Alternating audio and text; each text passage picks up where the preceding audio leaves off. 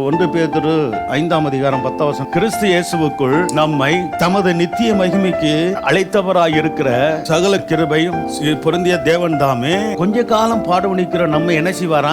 சீர்படுத்தி, ஸ்திரப்படுத்தி, பலப்படுத்தி நிலைநிறுத்துவாராக. ஹல்லேலூயா. இந்த உலகத்துல இருக்கிற எல்லாருக்கும் என்ன இருக்கு? பாடுகள் இருக்குது. அது வேதவசனம் என்ன சொல்கிறது? கொஞ்ச காலம் பாடு. ஹல்லேலூயா. இப்படிதான் நம்ம எடுத்துக்கொள்ளணும். காலம்லாம் பாடுன்னு நம்ம நினைச்சுக்கிட்டு இருக்கிறோம். நான் படுற பாடு ஒருத்தர் பட்டத்திலேயாக்கும் அப்படி இப்படிலாம் நம்ம சொல்றதுக்கு வேலை இல்லை. எல்லாருக்கும் நியமித்த சில பாடுகள் உண்டுதான். அல்லேலூயா. வேதம் சொல்லுகிறது உண்மையா, நம்ம சொல்றது உண்மையான்றதை நம்ம பார்க்கணும். இத அப்போஸ்தலன் பவுல் எப்படி சொல்றாரு? அதி சீக்கிரத்தில் நீங்கும் இந்த லேசான உபத்திரம் சொல்லி பாருங்க. அவங்க எல்லாம் பெரிய பெரிய பாடுகளை கடந்து வந்தவங்க. ஆனா அவங்க சொல்றது என்னது? கிறிஸ்துவ நிமித்தம் அந்த பாடுகள் எல்லாம் லேசானது. அல்லேலூயா.